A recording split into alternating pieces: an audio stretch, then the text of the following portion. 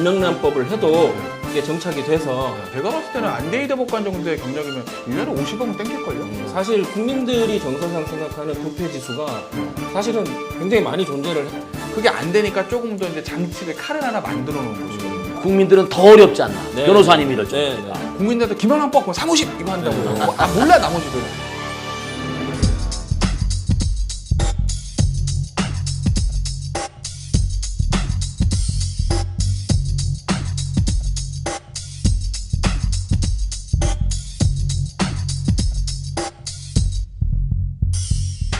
자, 아무튼 우리 김영란법에 대해서 이야기를 시작을 하다 보니까 여기까지 왔는데, 근데 이제 이 부분에서 제일 중요한 게 이제 빠질 수 없는 부분이 이제 전관예우라는 부분인데, 우리 김태현 변호사님은 전관예우에 대해서 어떻게 생각하십니까? 정관예우요? 예. 정관예우. 필요합니까? 필요한 건 아니죠. 현실인 거죠. 아니면 그 현실이 네. 맞다고 생각하십니까? 맞진 않죠. 맞진 않는데 네. 그것도 일종의 수요 공급의 원칙인 것 같아요. 아, 그게요? 예. 예. 그러니까 그걸 원하는 의뢰인들은 많고 전가는 매년 배출되고 기업 쪽에서는 엄청 많겠네요. 그룹 이런 뭐. 기업보다 예. 그냥 돈 있는 쩐주들이 많이 원하죠. 그럼 쩐주들이 왜 그 찾아오죠? 그러니까 그게 전관예우가 왜 나오는 거냐면 네. 이게 제도의 문제예요. 그러니까 사람들은 무슨 뭐 변호사법에 뭐 전관 뭐 개업 금지하면 된다고 되도 않는 얘기고 그거는 뭐 예를 들면은 중앙지법에서 판사가 1년 동안 중앙지법법원에 뭐 근무를 못하게 하면 전관예우를 없앨 거다. 말도 안 되는 소리. 그거는 그거는 현실을 모르는 그렇죠, 사람들. 그렇죠. 예를 들어서 제가 중앙지법에 근무하다가 개업을 했어요. 서초동에. 원래 못 하잖아요. 그러니까 딴 데 가서 하겠죠. 딴 데 한 1년. 근데 나한테 중앙지법 관련된 내랑 친한 옆에 있던 부장판 사건이 들어왔어. 안 할까요? 그렇죠. 원래 안 해야 되는데 하고 싶으면 얼마든지 방법은 있어요. 앞에 바지 세우면 되거든요. 그렇죠. 누구 하나 세워서 야 네가 앞선에서 내가 뒤에서 컨트롤 다 할게. 얼마든지 할 수 있다고. 실제로 그렇게들 많이 하는 거를 저는 알고 있고. 그러니까 그게 전혀 상관이 없는 거고 전관예우가 왜 자꾸 생기냐면은 그게 판검사한테 재량이 많아서 그래요. 검찰 사건들. 그러니까 홍만표 변호사가 돈 많이 번 것도 그거예요. 검찰 사건은 재량이 많거든요.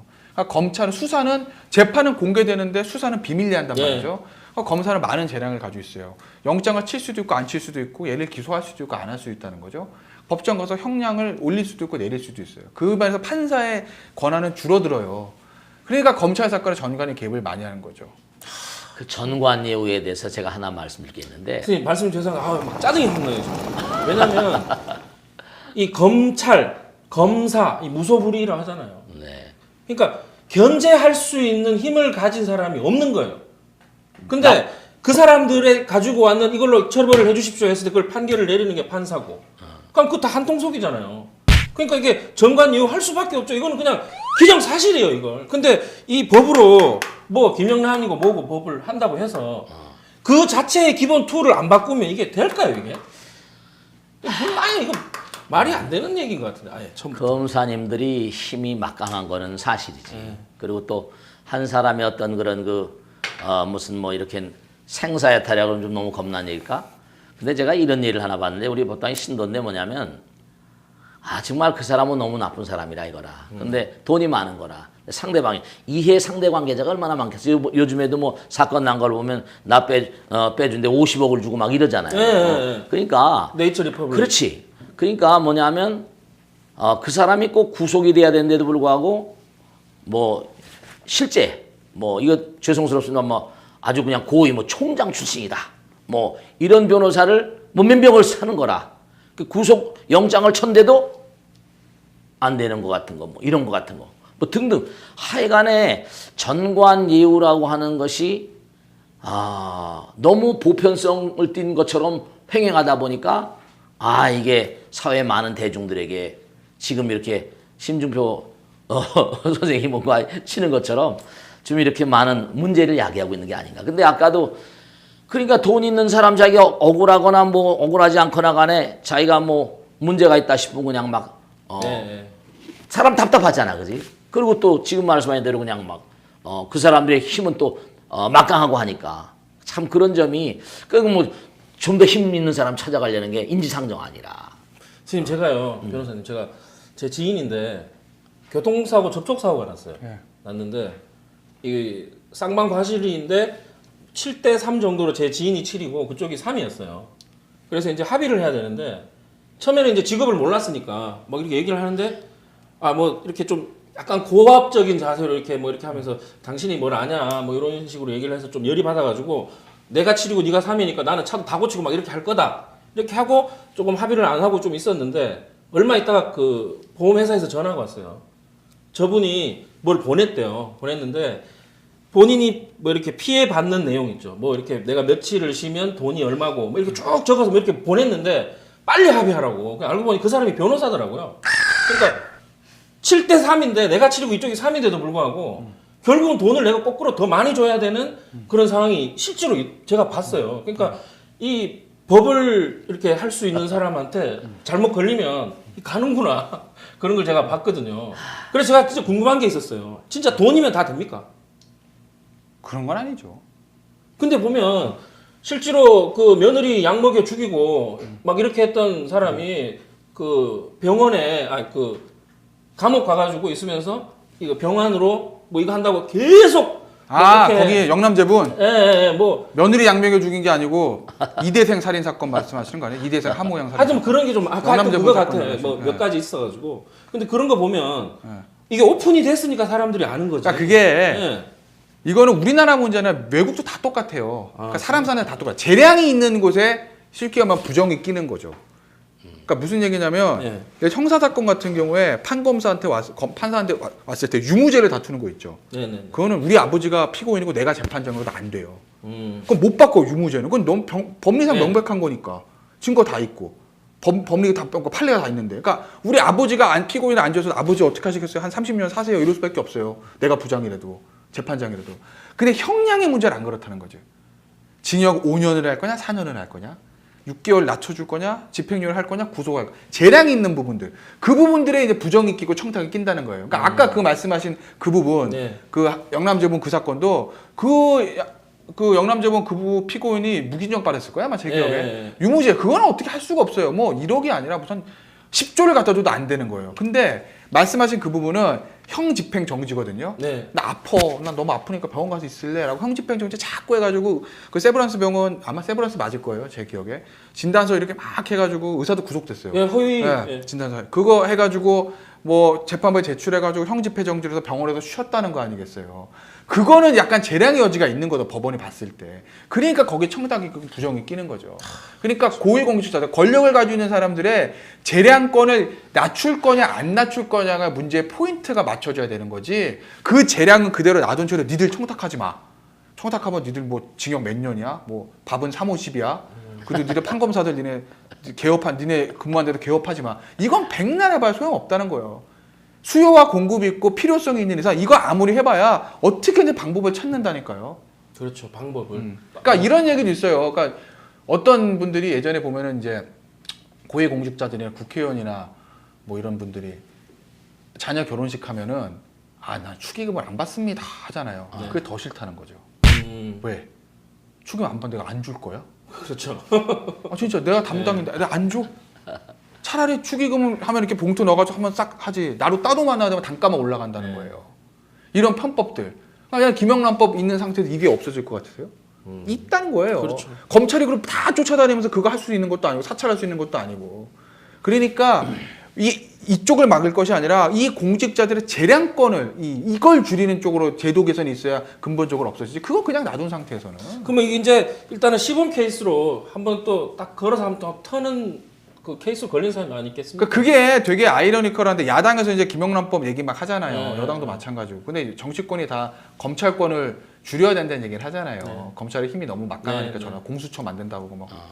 근데 이거 검찰에다 엄청난 칼을 준 건데. 청령 그렇죠. 언월도를 준 건데. 막 휘두를 수 있는 건데. 그렇죠. 뭐 코에 걸면 코걸이. 김 기자 너 어제 밥 먹었더라? 10만 원치 먹었더라? 이거 너 과태료야? 어디 뭐 영화에서 본 것 같아 봐. 1년에 100만 원 나오면 형사처벌인데요, 뭐. 참 쉽지 않습니다, 그죠? 예. 아무튼 뭐 이런 법을 뭐 합헌이 돼서 이렇게 뭐 시행을 한다고 해서 과연 뭐 투명한 사회가 될까 뭐 우려가 많이 됩니다. 근데 스님 이제 뭐 이 김영란법 시행을 앞두고 있는데 그래서 뭐 이제 또 로비스트법을 시행하자, 뭐 제정하자, 뭐 이런 말이 있는데 왜 또 이런 얘기가 나올까요? 이 로비스트란 말은 원래 미국 같은데 옛날에 우리 어렸을 때부터도 나온 게 박정희 대통령 때 그때 통선 파악이라고 신문에 막 나오고 그러는데 박동선 사건이라고. 그건 이른바 워싱턴에 가면은 워싱턴이 세계 정치 메카 아니라 미국의 어떤 여러 뭐 상하 양원도 많고 미국의 정책에 다 연결돼 있으니까. 그럼 여기서 이제 우리 지금 국정원 옛날에 중앙정보부 이런 데서 이제 우리 대한민국의 어떤 그런 그 여러 가지 그때 뭐 대통령도 그렇고 정부의 어떤 그런 불리한 어떤 그런 뭐 법안이라거나 이러하면 이제 해가지고 그걸 좀 로비해가지고 좋은 쪽으로 가자. 미국 상하 양원도 마찬가지라. 근데 미국은 로비스트법이 있어. 그래가지고 얼마 액수하면 거기 뭐 세금도 내고 그러지. 세금 내고. 그러니까 그것부터 해서 무슨 뭐 로비스트 예를 들어 뭐 무슨 무기 같은 거 네. 많이 우리나라 많이 나오잖아. 무기 같은 거 뭐 하면 뭐 어마어마하죠. 그렇지 어마어마한 돈. 그러니까 미국에는 그 제일 센 로비스트들이 뭔가니 미국엔 이스라엘이야. 이스라엘 로비스트 아이팩이라고 그래가지고 대통령 출마자들이라거나 뭐 전부 다 이스라엘 눈치를 안 볼 수가 없거든. 세계적으로 최강의 로비스트들이 이스라엘 사람들이야. 그 이스라엘 로비스트하고 그 다음에 무슨 뭐 미국의 하여간에 워싱턴에 가면 로비스트 사무실들이 뭐 엄청나게 많으니까. 왜냐면 우리나라도 지금 말씀하신 대로 예를 들어서 뭐 전직 공직자, 변호사, 검사, 판사다. 뭐 전직 공정거래위원이다. 전직 뭐다 막 이러면 그치 자기 하던 일 저기 나왔어 이제. 그러면 내가 누굴 찾아가면 이걸 잘 해결할 수 있을까? 그걸 당연하겠지. 뭐 우리가 브로커가 아니라 전직 공직자니까 그 사람 다 이른바 보면 무슨 로펌 뭐 김현장이다 해가 다 로펌에 다 들어가는 거라. 근데 미국에서 이제 그런 걸 로비스트법을 해서 했는데 우리 한국은 로비스트법이 아까도 말씀드렸잖아. 변호사들이 가지고 있는 힘이니까. 네. 근데 이제 앞으로 뭔가 이게 자꾸만 뭐 이렇게 분화가 되고 우리나라도 이제 세계 10위권에 가고 보니까 여러 가지 우리나라가 사실은 너무 빠른 시간 내에 초급하게 발전해 왔거든. 그러니까 이런 것도 이제 뭔가 예를 들어서 뭐 그 세계적인 예를 들면 무슨 뭐 민주주의라는 게 무슨 뭐 1200년대 뭐 마그나 카르타부터 700년 거쳐 쭉 왔잖아. 1000년 가까이. 그러니까 우리나라는 그저 해방돼 가지고 뭐 몇십 년밖에 6.25 동란 나고 말이지. 그러니까 지금 뭔가 지금 이렇게 뭔가 자꾸만 발버둥을 치고 좋게 가려고 지금 애를 쓰는 그런 일환이 아닌가. 네. 나는 그렇게 받아들이는 거지. 변호사님 그 로비스트법이 저는 만들자는 주의예요.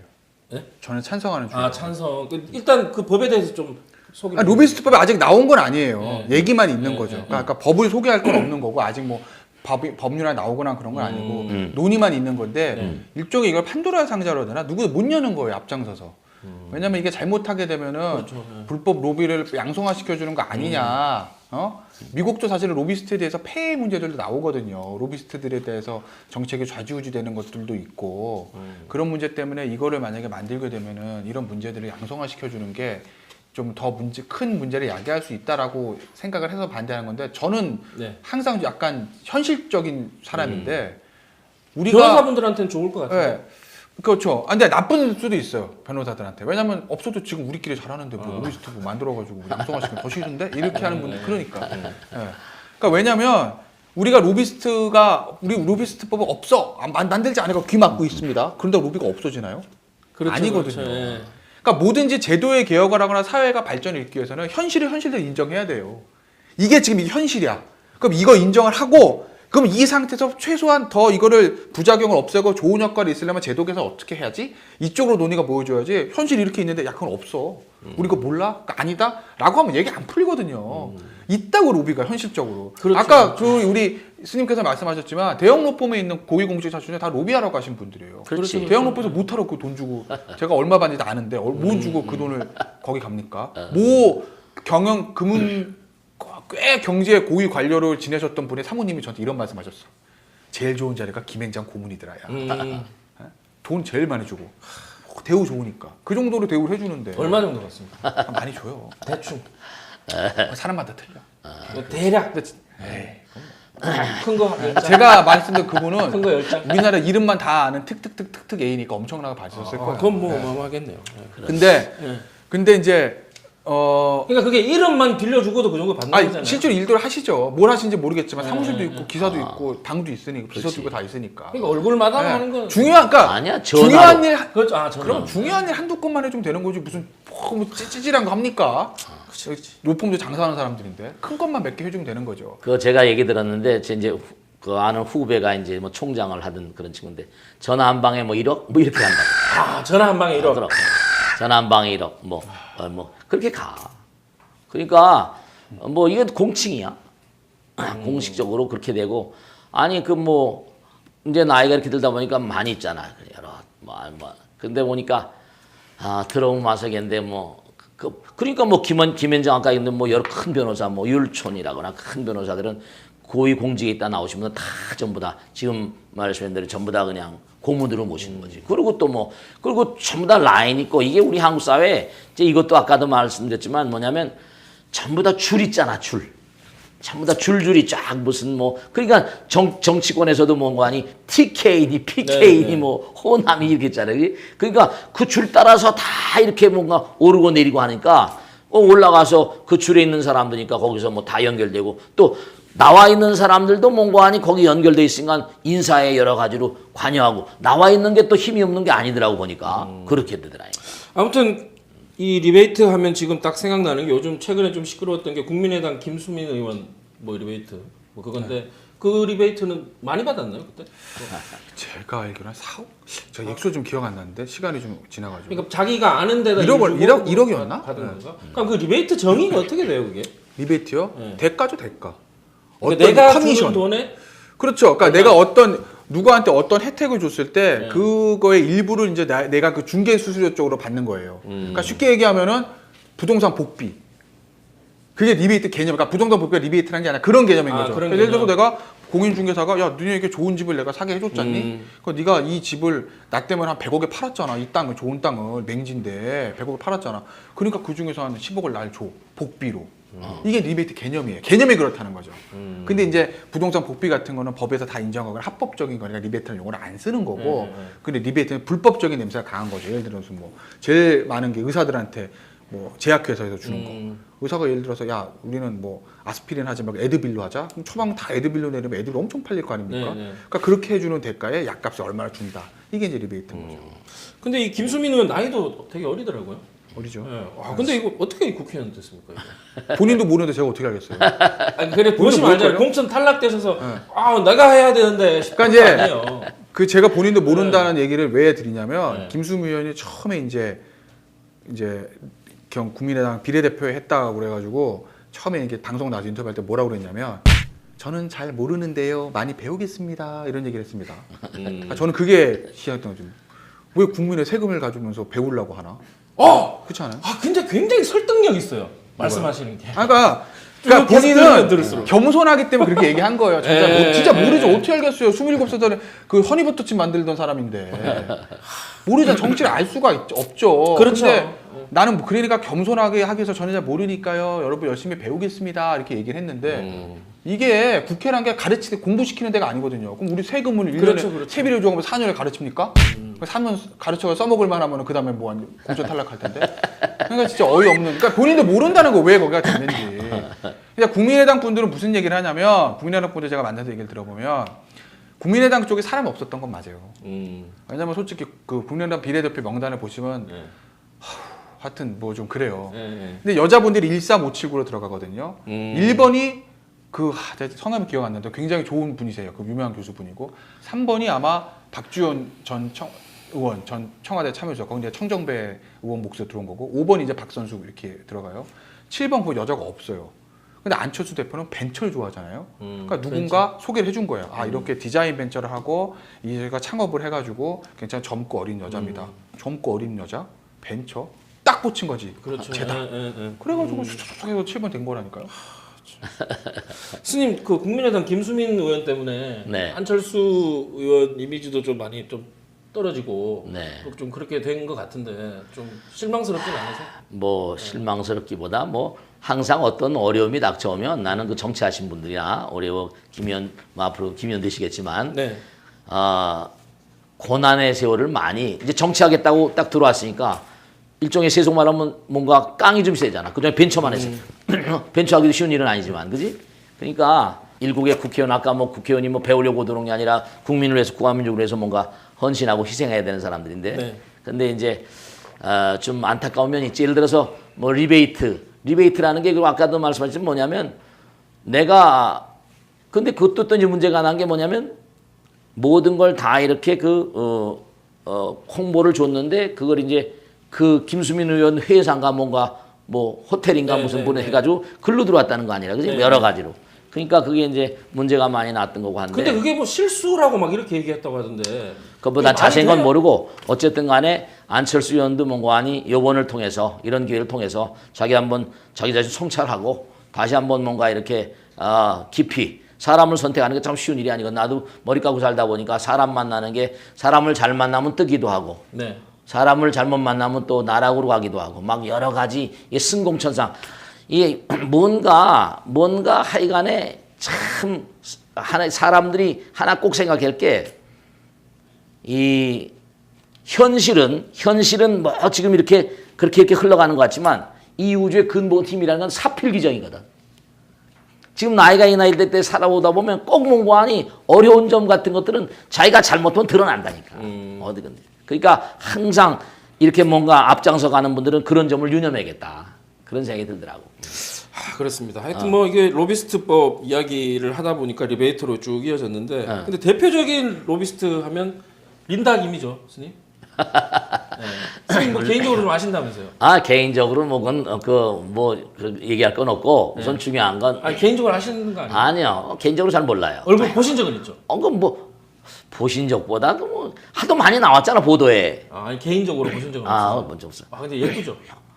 예쁜지 내가 안 봤는데 어떻게 알아? TV로 많이 예쁘니까 많은 사람들이 전문가 아니죠. 관심을 예쁘니까 그렇게 회자되고 인구에 회자되는 건 스님 아니라. 왜 당황하십니까? 아니 그게 아니라. 예쁘면 예쁘다. 왜 말을 못해요?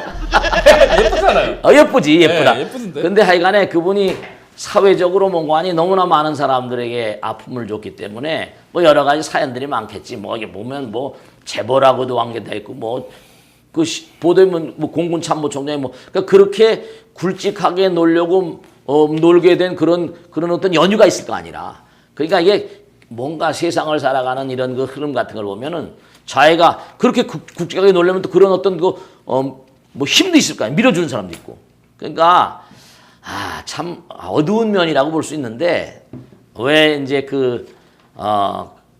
옛날부터 무기 로비 같은 거 이런 것들은 워낙에 액수가 컸잖아 항상. 네. 항상 크니까 뭔가 사회에서 그런 것들이 좀 뭔가 정화돼야 될 그런 상황이게 되겠죠.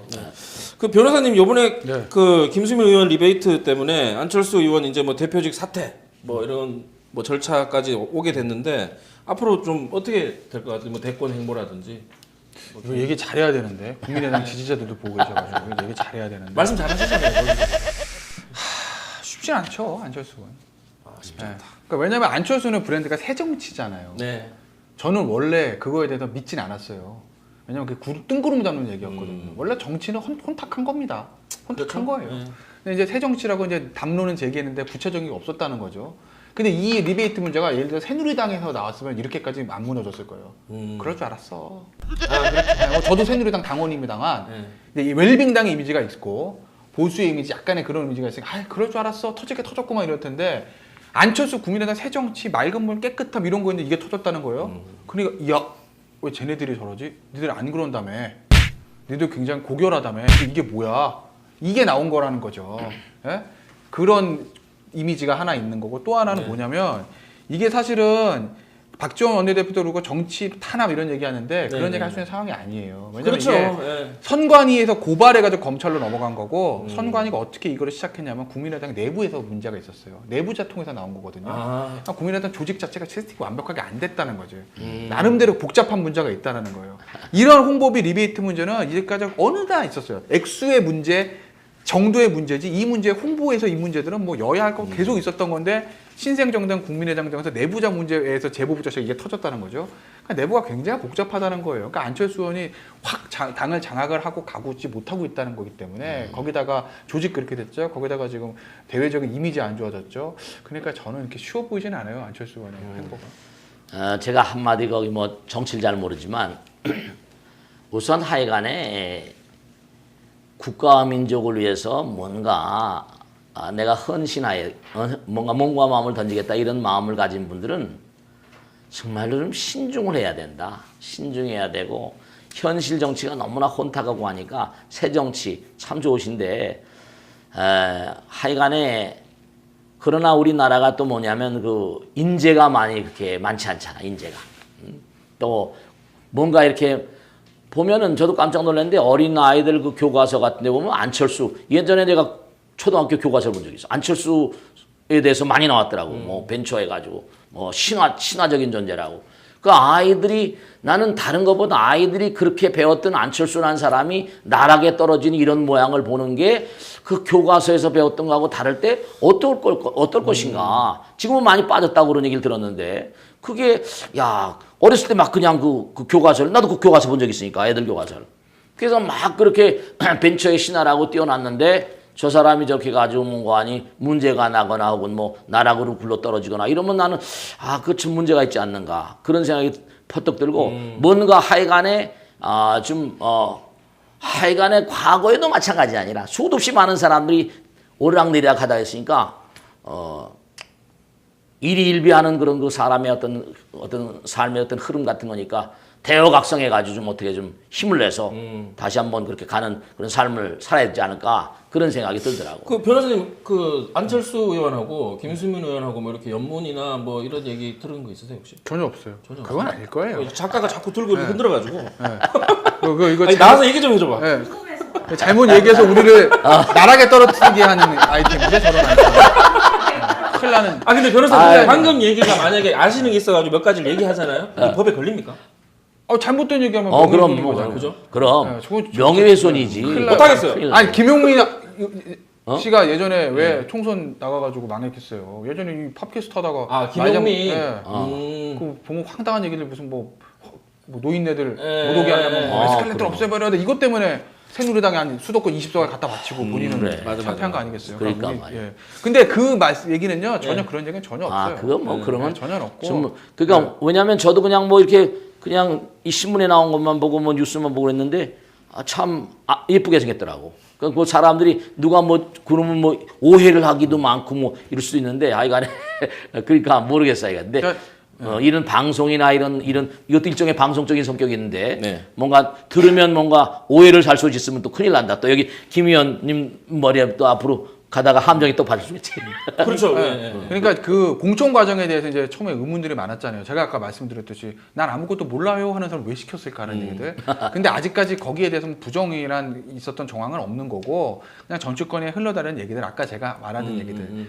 청년 벤처를 누가 하나 하고 싶었는데 1순위 타겟한 남자가 하나 있었어요. 근데 거기가 안 하겠다고 그러는 거예요. 끝까지. 그러니까 청년 벤처 목이 사람도 없고 그다음에 인적 난이 있었고 여자는 해야 되고 근데 젊은 여자의 벤처에 청년에 이렇게 하니까 괜찮네? 라고 해서 속된 말로 땡겨다가 배지를 달아준 거죠. 김수민 의원 입장에서는 안 할 이유가 없죠. 그렇죠. 나는 그냥 허리버터치 만들고 막 이러고 있었는데 갑자기 어느 날 우리 사무실 안철수 의원이 방문하시네? 사진 좀 찍었네? 그러다가 갑자기 배지 달아준다니까 누가 안 한다고 다 한다고 그러지. 아버지도 국회의원이었는데. 근데 그치 김수민 의원 아버님이 국회의원이었다고 그래. 그러니까 그러면 또 뭐 생각을 좀 더 신중하게 했어서 해야 되는 거 아니었나 싶네요.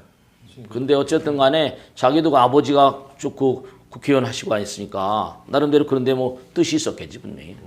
이제 법이 뭐 이제 뭐 로비스트법, 김영란법 이렇게 또 새로 생기고 또 새로운 법들 제정에 대해서 얘기들도 지금 많이 나오고 있거든요. 그러면 뭐 일을 하실 거리라든지 이런 거 많아지겠네요. 변호사들에서는 새로운 먹거리 창출한 거 맞죠? 새로운 거. 이미 이제 언론에도 보도가 됐어요. 이제 대형 로펌 같은 경우에 이제 이 김영란법 TF를 만들어가지고 기업들이 혼란스럽잖아요. 야 이거 어떡하지? 당장 나 내일 기자랑 만나고 막 이거 해야 되는데 골프 어떻게 치고 막 이런 얘기를 맞네. 그거 다 하잖아요. 물어봐야 되네. 그러니까 우리나라 모 대별 제가 알기로는 모 대기업에서는 대관 업무가 굉장히 강한 회사인데 9월 이후로 기자들과 스케줄 다 취소하라고 그랬다는 거예요. 공무원 약속. 일단 어떻게 될지 모르니까. 왜? 첫 번째로는 우리가 타겟이 될 수 있다라는 거죠. 그러니까 그걸 모르니까 리스크 관리를 해야 되고, 그러니까 이제 대형 로펌에서 싹 이제 그걸 만들어가지고 고객들 모아가지고 딱 강연도 하고, 이걸 드시면 됩니다, 안 됩니다. 뭐 사이다를 마지막에 시켜서 3만 원 넣으면 안 돼요. 이런 거 하고 있는 겁니다. 공무원 권익위원회 가이드라인에 분석을 해가지고 그렇게 해가지고 이걸 이제 기업들 입장에서는 새로운 고객을 창출하는 수단이 되는 거죠. 그리고 잠재적 범죄자가 늘어나는 거 아니겠습니까? 그렇죠. 잠재적 범죄가 늘어난다는 것은 검찰에겐 고통, 일이 많아지니까. 변호사는 축복, 돈이 벌 수 있으니까. 뭐 이런 거죠. 그러면 이제 기업들도 영업 사원들이라든지 영업하는 거에 대해서 교육을 새로 다 해야 되겠어요. 골치 아프죠. 예. 그럼 거기에 대한 네. 지침이나 그러니까 매뉴얼을 주셔야 되겠네. 그러니까 몇몇 큰 대기업 예를 들어서 예를 들어서 무슨 원래 삼성 계셨잖아요. 네, 삼성 있었죠. 네. 그러니까 아까 제가 얘기한 게 삼성인데 예를 들어서 본보기로 어디를 딱 해야 되겠다. 대기업 대관 어디 가겠어? 삼성 현대차예요. 그래야지 다른 회사들 우와 큰일 났네 삼성전 걸렸네 다 조용하지 무슨 뭐 저기 무슨 뭐 중견기업 하나에서 네, 되겠습니까? 네, 네. 삼성 현대차죠. 언론사 하면 어디겠어요? 조선일보 동아일보예요. 그게 현실이거든요. 제일 굵직한 거를 딱 잡아가지고 단속을 해야 이 효과가 미치니까 결국 김연아 공무원 10억 케이스는 거기서 걸릴 거라고요. 그러니까 이제 삼성 같은 데서 전면 중지 9월 28일 이후로 이렇게 된 거죠. 일단 보자 상황을 어떻게 적용을 할지 이걸 마음대로 검찰이 휘두르려고 하면 뭐 수도 없이 할 수 있거든요.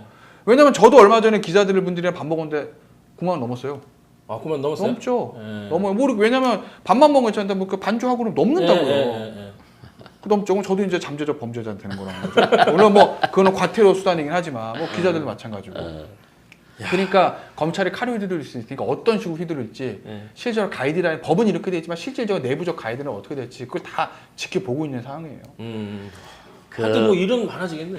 그 하나만 제가 꼭 말씀드리고 싶은 건 뭐냐면 나는 이렇게 머리 깎고 사는 입장에서 뭐냐면 우리가 사는 현실의 사회가 우리가 있잖아 이렇게 내가 상대방에게 예를 들어서 무슨 뭐 물건 하나 준다 하더라도 예를 들어서 정말로 마음 가운데 정말로 충심으로 그 사람을 사랑해서 주는 경우가 있고 그 다음에 또 뭔가 아니 그 사람이 뭔가 아니 뭔가 나와 이렇게 이해관계 있으면 또 다른 사람에게 또 뭔가 연결해서 내가 좋으니까 반대급 때문에 내가 물건을 하나 준다 하더라도 별의별 게 다 있단 말이지. 진짜 감사한 마음으로 줄 수도 있고. 그러니까 우리가 현실의 사회가 앞으로 이 대한민국이 좀 더 업그레이드된 사회가 뭔가 되려고 한다면 지금 뭐 삼성이나 현대나 다 교육을 시키고 막 한다고 그러지만 근본적으로 정치나 사회가 다 혼탁하다 하더라도 근본적으로 이 마음이라는 게 있잖아. 마음 그 깊은 자리에 예를 들어서 내가 부정적으로 한 일은 이건 아주 명약관화한 건데 아주 분명한 사실이 하나 있는데 그 마음이라는 건 영원하거든. 겉으로 아무리 자기가 은폐를 뭐 한다 하더라도 속 마음의 어떤 세계는 이게 이 땅을 등진 다음에도 다 그대로 우리가 지금 이게 육신은 다 벗어버리고 가지만 네. 모든 것들이 그대로 다 저승에 가도 기억이 다 있어. 전부 다 예를 들어서 여기 앉아있잖아. 그러면 여기 해운대 앞바다 파란 바다가 보이세요? 보이잖아. 갈매기 끼르고는 소리 들립니까? 들리잖아. 그럼 뭐냐면 사람들은 현실 생활에서 내가 어떻게 넘어서 뭐 검찰이나 판사나 뭐 해가지고 적당히 넘어가면 적당히 넘어가지. 근데 그것이 분명한 사실이 뭐냐면 여기서 지금 이 눈이 아니고 다른 눈으로 해운대 앞바다가 보이잖아. 이 귀가 아니고 다른 귀로 지금 갈매기 소리가 들리잖아. 그지? 그건 뭘 말하는 거니? 우리 마음 그 밑바닥에 원천적인 세계가 있는데 그 원천 세계가 혼탁한 점을 이 김영란법이나 이런 법이 조금이라도 좀 뭔가 물론 검찰이 일이 많고 변호사들이 뭐 좋고 다 좋은데 이 법에 아마 그 법이 많이 왜곡되어지고 뭐 이렇게 했다더라도 김영란법이라고 하는 것이 김영란이라는 분이 뭐 어떤 분인지 잘 모르겠지만 뭔가 국민 정서 가운데 뭔가 이런 것들은 좀 정화되지 않을까? 정화되지 않는가? 그런 마음 가운데 시작되었다고 본다면 우리나라가 좀 한 단계 업그레이드 된 데 있어서 뭔가 이것도 잘 돼가기가 쉽지 않을 것이다. 절대로 이게 쉬운 일이 아닐 것이다 싶은 생각이 분명히 있고 근데 어쨌든 간에 이게 진일보한 어떤 차원으로 나가는 어떤 디딤돌 같은 것이 되지 않을까 하는 그런 기대를 가지고 있는 거죠. 근데 변호사님 이게 하게 되면 단속을 뭐 이렇게 암행이나 이렇게 뭐 하게 되는 건가 아니면 뭐 이렇게 신고 뭐. 그건 여러 가지 방석을 다 쓰는 거. 이게 뭐 친고죄는 아니니까 수사가 시작되는 거는 인지하는 것도 있고 고소고발하는 것도 있거든요. 그러니까 누군가 고소고발에서 시작될 수도 있는 것이고 정말 시범케이스 암행 감찰할 수도 있는 것이고. 그럼 방법은 다 여러 가지예요. 자 아무튼 오늘 뭐 김영란법 그다음에 로비스트법 뭐 등등 참 어려운 이야기지만 서민들이 생각할 때 늘 아유 안 돼라고 하는 뭐 되겠어라고 그냥 말하기를 그냥 포기해버리는 그런 이야기들 좀 쭉 나눠봤는데 우리 변호사님 덕분에 촌철살인 같은 저는 굉장히 좀 시원했습니다. 그러신가요? 왜냐면 막 좋게 포장해서 이렇게 보통 얘기를 하시는데 그냥 정확하게 다이렉트로 빡 직구로 꽂아버리시니까. 젊으면 힘이거든. 스님 어떠셨어요? 아니야, 오늘 좋은 걸 많이 들었어요. 왜냐하면은 결국은 뭐냐면 나이가 들고 하다 보니까 느껴지는 게 뭐냐면 젊으면 젊음대로 가치가 있는 것이고 나이는 나이대로 가치가 있는 것인데 이제 뭐냐면 법조계라거나 지금 뭐 검찰이라거나 또 무슨 변호사라거나 고객이라거나 이렇게 보면 우리 사회가 제가 쭉 이렇게 머리 감고 살다 보면 사실 너무 혼탁해져 있어요. 너무. 그리고 또 특히 다른 것보다도 뭐냐면 다른 것보다도 이 사회 지도계층이 너무나 여러 가지로 혼탁해 있는 걸 제가 직접 체험을 하고 눈으로 볼 수 있고 뭔가 아이가 느낄 수 있단 말이죠. 그러니까 사회 지도계층의 계도에서 뭔가 그들이 마음 가운데 이건 정말로 법으로 되는 거라기보다는 교육으로 어떤 윤리관이랄까? 그러니까 미국 같은 데서는 마찬가지라 어떤 그런 요즘에 뭐 어디 지난번에도 어떤 그 무슨 유명한 회사인데 그 회사에서도 뭔가 아니 사원들을 뽑을 때 입사 시험에서 뭔가 아니 윤리관이라거나 도덕관 같은 거 그런 관점에서 해 나가야지. 이게 뭔가 부정부패가 너무나 그 사회적으로 팽배하다 보면은 많은 국민들이 피해를 보거든. 그러니까 그런 것들이 좀 이렇게 불식되어 가면서 우리나라가 한 단계 좀 업그레이드 되는데 좀 뭔가 이 법이 좀 기여했으면 좋겠다 이런 마음이 있는데 뭐 두고 봐야 알겠죠. 네. 우리 김태현 변호사님도 소감이나 인사 마지막 한번 하시죠. 오늘 뭐 좋은 자리 마련해 주셔서 감사드리고요. 뭐 김영란법 잘 돼야죠. 형 만든 건데 잘 되길 빕니다. 네. 자, 오늘 이야기는 김영란법과 리베이트, 그다음에 뭐 로비스트법 다양한 이야기들을 좀 나눠봤습니다만 모든 게 연결되는 게 부정부패 척결이란 거겠죠. 아무튼 뭐 일반 서민들이 직접 피부로 느끼기는 사실 쉽지 않은 법입니다. 뭐 위에 계신 분들이 직접적으로 몸으로 피부로 느낄 수 있는 법일 것 같은데 윗물이 맑아야지만 아랫물이 맑습니다. 아무튼 음지에 있는 많은 것들이 양지로 나와서 강합성을 통해서 모두가 좀 편안하게 깨끗한 사회에서 살 수 있었으면 하는 바람을 가져봅니다. 자, 오늘 함께한 시간 여기서 마치겠습니다. 고맙습니다. 네, 감사합니다. 네.